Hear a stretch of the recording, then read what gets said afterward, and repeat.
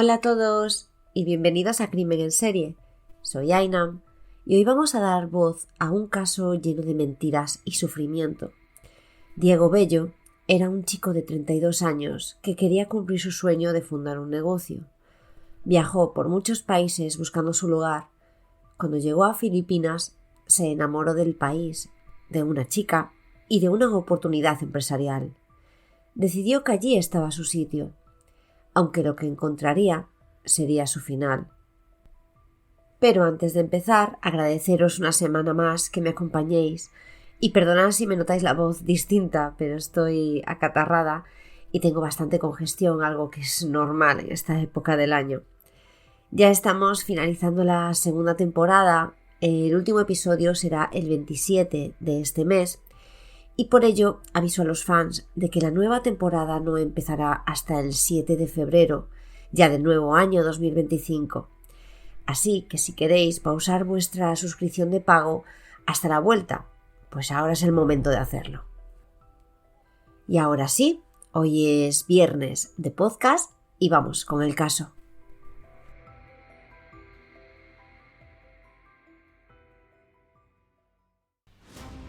El contenido de este podcast se basa en indagaciones extraídas de periódicos, libros, informativos, documentales y vídeos. Todo ello con el propósito de ofrecer entretenimiento e información. Es importante señalar que las opiniones expresadas son de carácter personal. Soy Ainam y esto es Crimen en Serie. Empecemos.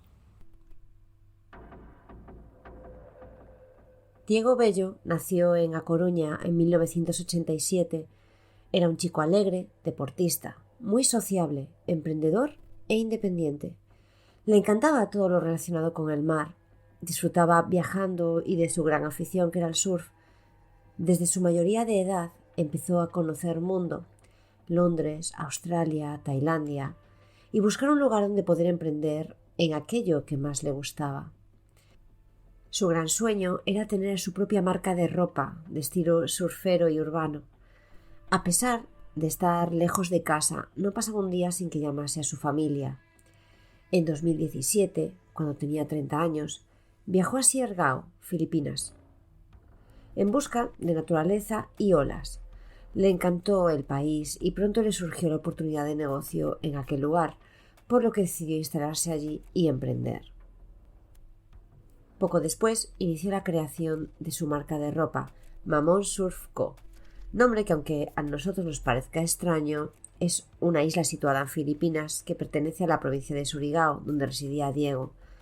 La marca se hizo rápidamente conocida en toda la isla, ya que patrocinaba y daba apoyo económico a muchos surfistas locales. También comenzó a regentar un restaurante junto a unos amigos que se convirtieron en socios. Pasó el tiempo y el negocio iba cuesta arriba. Era una isla tranquila, Diego había empezado una relación con una chica, vivían juntos y todo iba muy bien. Pero a final de 2019 todo empieza a torcerse. Un empresario de la isla y competencia del negocio de Diego amenaza de muerte a uno de los socios de Diego. Aunque solo hubo esa advertencia directa, todos empezaron a tener miedo. Empezaron a recibir denuncias y quejas de su local. Y al mismo tiempo llega un nuevo jefe de policía a la isla y al parecer era bastante amigo del empresario competidor de Diego y sus socios. Poco después, como por arte de magia, según llega este policía a la isla, las amenazas, las quejas y las denuncias sobre el local cesan. El 8 de enero de 2020, Diego sale de su local y se dirige en moto a su casa, donde lo espera su novia. Cuando llega, sobre la 1:30 de la madrugada, la calle estaba tranquila. Tanto la novia como los vecinos escuchan la moto de Diego cómo se apaga y cómo usa las llaves para abrir la puerta de su casa. Pero un gran estruendo se adueña del silencio de la noche. 8 disparos acaban con la vida de Diego y una gran pesadilla empieza para su familia. Según los informes policiales, Diego era un capo regional y se había iniciado una investigación sobre él. Tras un tiempo, le tendieron una trampa, donde le hicieron una compra de cocaína y en el momento del intercambio apareció un grupo de policías para arrestarlo. Le gritaron que se detuviese, pero, según la argumentación de uno de los agentes, la operación sufrió dificultades y se vieron forzados a defenderse, ya que Diego había sacado un arma de su riñonera y empezó a disparar queriendo escapar. Por lo tanto, los agentes tuvieron que abatirlo. El cuerpo de Diego estaba a unos metros de la puerta de su casa, tras un muro, y en la riñonera que mencionaron los agentes también había una bolsa con cocaína. La familia, al enterarse de lo sucedido, no se creen ni una palabra de la versión de los agentes. Diego no era ese tipo de persona. Era un chico normal, deportista, y los negocios que tenía eran legales y tenían todos los papeles en regla. Presentaron una denuncia, tramitando también la documentación para traer cuanto antes el cuerpo de Diego a España para realizarle una autopsia y pidiendo que no se le haga ninguna en Filipinas para evitar manipulaciones, y en el caso de que se hiciese, que fuese supervisada por la Comisión de Derechos Humanos. Al hacer las autopsias empiezan también las primeras investigaciones. En Filipinas no existe ningún registro, informe o investigación oficial sobre Diego Bello, ni por narcotráfico ni por ningún tipo de delito. En la autopsia realizada en España no aparece ningún indicio de consumo de drogas y todos los análisis dieron negativo en los últimos 8 meses. Tampoco hay restos de pólvora en sus manos o antebrazos, fruto de los supuestos disparos que habría realizado, según han declarado los agentes. Las cámaras ubicadas en el local que regentaba Diego muestran cómo aquella noche él sale sin ningún tipo de bolsa, mochila o riñonera, la cual contradice a los agentes que decían que tenía una riñonera con una bolsa de cocaína y con el arma que supuestamente sacó en el momento del altercado. También existe otro hecho llamativo. Tanto los vecinos como la novia dicen haber escuchado la moto de Diego y cómo abría la puerta de su casa y acto seguido los disparos. No escucharon en ningún momento los gritos de la policía que alegaban que dieron para que Diego se detuviese. Además, el cuerpo de Diego se encontraba ya fallecido a unos metros de la puerta de la casa. Si los disparos fueron justo después de que él abriese la puerta, ¿cómo llegó el cuerpo tan lejos? Eso hace suponer un traslado tras abatirlo, como para hacer creer que estaba huyendo. La autopsia también determina que uno de los disparos que tiene Diego fue efectuado con él ya en el suelo y desde una situación más elevada, lo que se traduce a modo de ejecución. Esto también contradice el argumento de defensa propia descrita por los policías. La familia lucha por encontrar justicia, pero el gobierno filipino no es sencillo y el gobierno español tampoco es que facilite las cosas. Es la propia familia la que tiene que viajar a Filipinas y buscarse la vida ahí. Por su parte, la embajada española solicita a Filipinas cierta información hasta en 2 ocasiones, pero no se obtiene respuesta alguna. Por lo que la familia, con muy buen criterio, piensa que si el gobierno de Filipinas no hace caso a la embajada española, ¿qué caso les iban a hacer a ellos? En este país este acto no es aislado. El gobierno respalda y alienta este método utilizado por la policía para erradicar la delincuencia y el narcotráfico en el país. El propio Rodrigo Duterte, presidente de Filipinas en aquellos momentos, se lo dijo bien claro a un jefe de policía, y cito: «Eres libre de matar a todos los que estén relacionados con el narcotráfico». Fin de la cita. Desde la investidura del presidente Rodrigo Duterte el 30 de junio de 2016 y su llamada a una guerra contra las drogas, entre comillas, agentes de la Policía Nacional de Filipinas y vigilantes, también entre comillas, no identificados, han asesinado a más de 7.000 personas. La campaña antidrogas ha tenido como blanco a presuntos traficantes y consumidores de drogas, aparentemente para arrestarlos. Pero, en la práctica, ha sido una campaña de ejecuciones extrajudiciales en zonas empobrecidas de Manila y en otras zonas urbanas. El apoyo abierto de Duterte a la campaña lo implica a él y a otros altos funcionarios en posible incitación a la violencia, instigación al asesinato y responsabilidad de mando por crímenes contra la humanidad.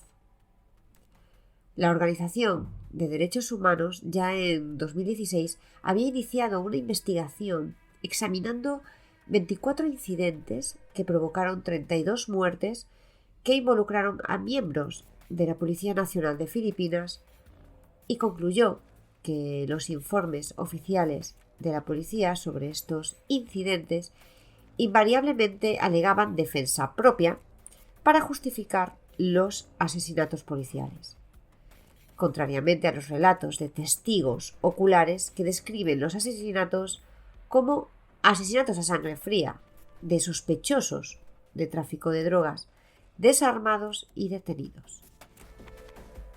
Para reforzar sus afirmaciones, la policía colocó sistemáticamente armas, municiones usadas y paquetes de drogas junto a los cuerpos de las víctimas. No sé si esto ya os va sonando. Nadie ha sido investigado de manera significativa y mucho menos procesado por estos asesinatos. Los familiares de las víctimas, vecinos y otros testigos dijeron que los agresores armados solían trabajar en grupos de 2, 4 o una docena.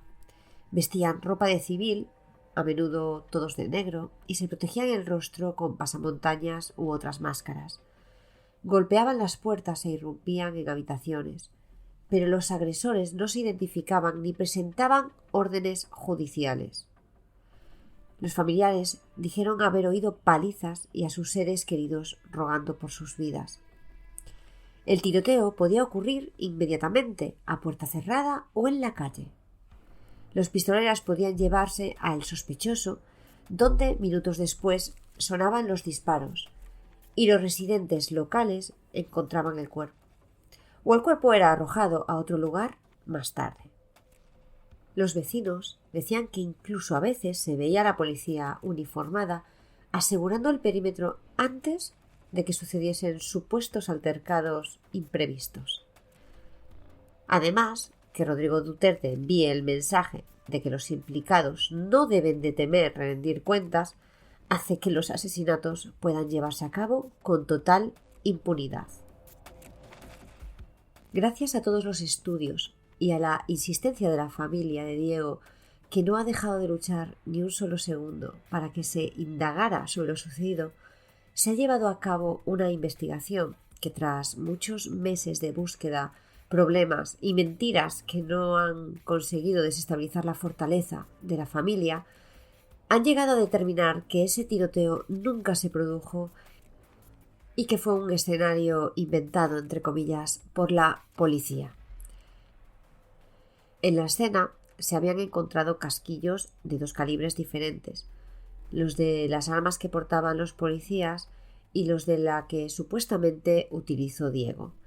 Pero, según el informe, los tiradores estaban tan cerca unos de otros que resulta imposible que Diego fuese el único herido, si éste también había realizado disparos, claro. Esto se traduce a que los policías habían colocado los casquillos de esta pistola y además colocar esta como posesión de Diego.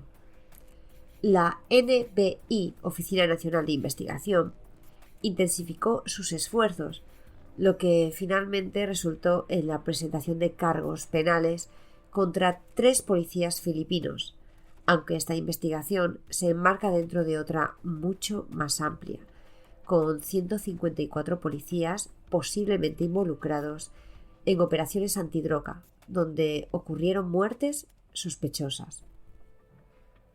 Se procedió a la detención de los 3 sospechosos, manteniéndolos en prisión provisional para interrogarlos.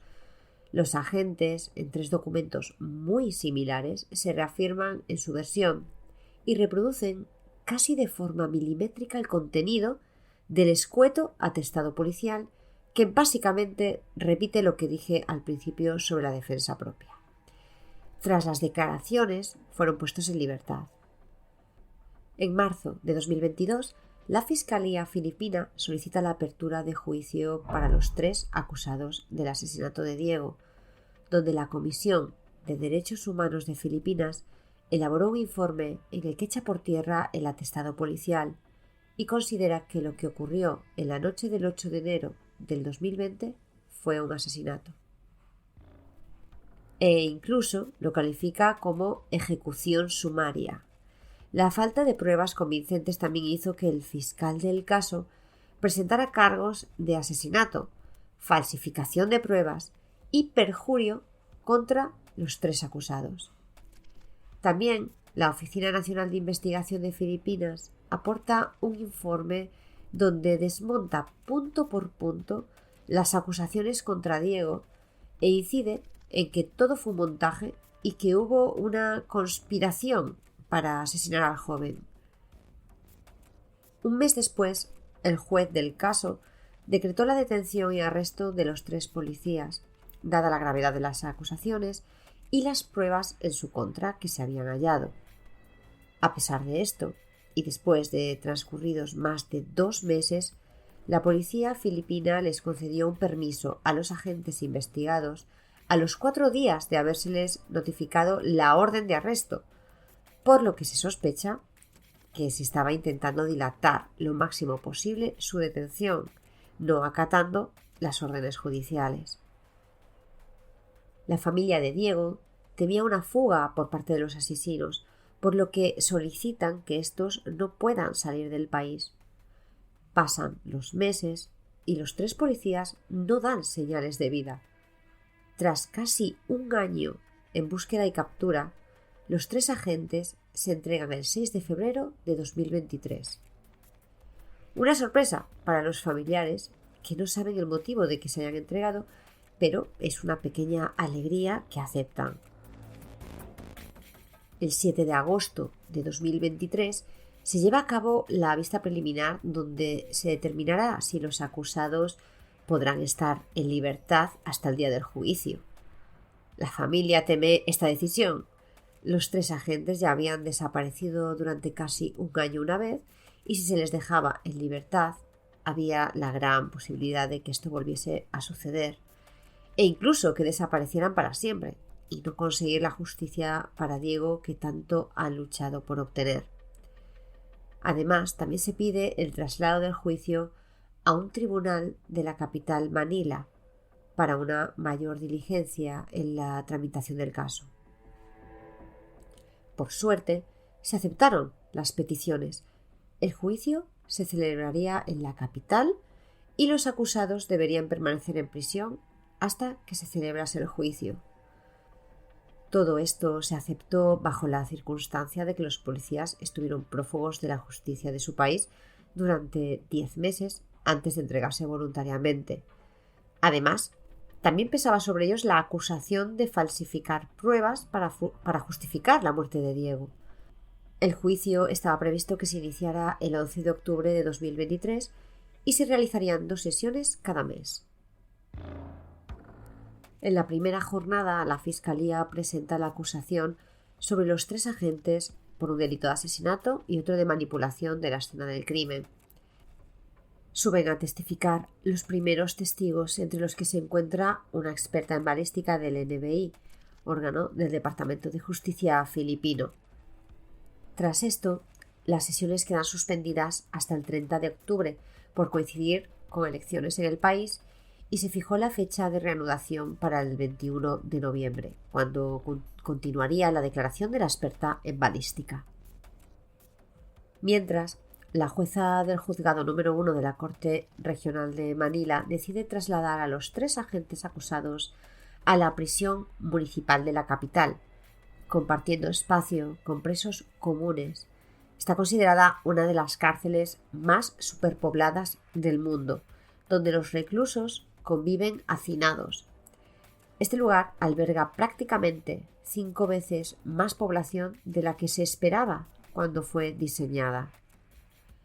La familia quería presenciar el juicio al completo, pero como ya dije, se realizan 2 sesiones mensuales, no es como en España que se hace diariamente hasta el final, por lo que los costes de los viajes son demasiado elevados.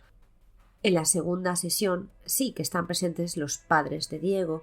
Querían ver a los asesinos de su hijo y sobre todo que ellos vieran que Diego no estaba solo, que tenía familia y amigos que lo querían y no dejarían de luchar por él.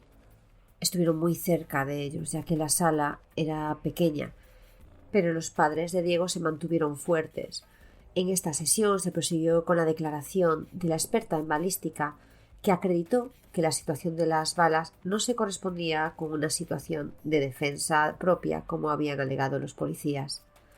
Las declaraciones prosiguen hasta el día 5 de agosto de 2024, donde intervienen los policías acusados del asesinato y varios testigos del crimen. Y esta es toda la información que he podido obtener hasta el momento. A día de hoy se sigue con el proceso, pero al ser sesiones mensuales no se sabe cuánto durará el juicio. Lo que está claro es que su familia no dejará que el caso se pierda en el olvido.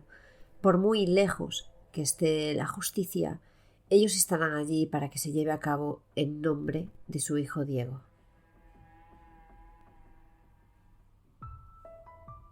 Hasta aquí el caso de Diego Bello. En la descripción os dejaré los enlaces a su página de Facebook Xustiza para Diego y además deciros que la familia siguió con el legado de Diego con su propia firma de ropa y con lo que se gana de las ventas se da apoyo a la asociación Justicia para Diego destinada a pagar los gastos judiciales y administrativos en Filipinas. También os dejo el enlace a la tienda en la descripción. Este caso me ha recordado mucho al de Miguel Ángel Martínez, salvo que en este caso puede que se pueda tener algo más de suerte judicialmente, y esperemos que sea así. Si no habéis escuchado el episodio que os menciono, os lo recomiendo. Es el primero de esta temporada. Lo que más rabia me da es la falta de apoyo institucional cuando te ocurren cosas fuera del país. Creo que a no ser que se haga mucho ruido y se convierta en mediático, estás bastante solo. Y eso es algo que me crea una mezcla de rabia y tristeza interna. También me gustaría hacer una pregunta sobre este caso. ¿Por qué Diego? Hay hechos que me resultan inquietantes, al igual que me había pasado con el caso de Pablo Ibar, y es que meses antes reciben amenazas por un empresario que siente que el negocio de Diego y sus socios es una competencia directa y que le hacen perder dinero, les hacen la vida imposible con denuncias y demás. Después, un nuevo jefe de policía es trasladado a esa zona que curiosamente es amigo de este empresario. Y curiosamente, todos los problemas que estaba teniendo el negocio con las denuncias y todo desaparecen como por arte de magia. Pero, poco tiempo después, Diego muere en una intervención de drogas que se ve que es un montaje, pero aún encima de los malos, porque Diego no tiene ni el más mínimo vínculo con este tema. Y que es curioso también, pero es que este tipo de intervenciones son las únicas que se pueden llevar a cabo sin represalias, porque están del todo autorizadas por el presidente del país. Entonces, es la mejor manera de hacer desaparecer personas sin ningún tipo de represalia. Sí, puede que los 3 policías paguen por lo que hicieron, porque fueron la mano que lo llevaron a cabo, pero ¿quién fue el cerebro? ¿O quién dio la orden? En las redes iré ampliando información y si tengo suficientes datos como para hacer un nuevo episodio, lo haré. Lo que está claro es que seguiré este caso hasta que se consiga justicia para Diego y os mantendré informados.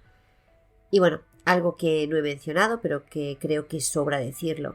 Si algún familiar quiere o necesita dar voz a este caso o a algún otro, puede ponerse en contacto conmigo a través de las redes sociales o del email crimenenserie@gmail.com. Yo estaré encantada de ofrecer el programa como ayuda a todos aquellos que lo necesiten. Quiero pedir nuevamente disculpas por mi voz. En este capítulo no me ha resultado nada sencillo corregirlo. De hecho, creo que se nota demasiado mi congestión, pero no quería cancelar el episodio. Si os ha gustado este episodio, darle a me gusta y dejarme algún comentario. No olvidéis compartirlo con vuestros amigos y familiares y así me ayudáis a crecer. Muchas gracias por estar ahí y hasta la semana que viene.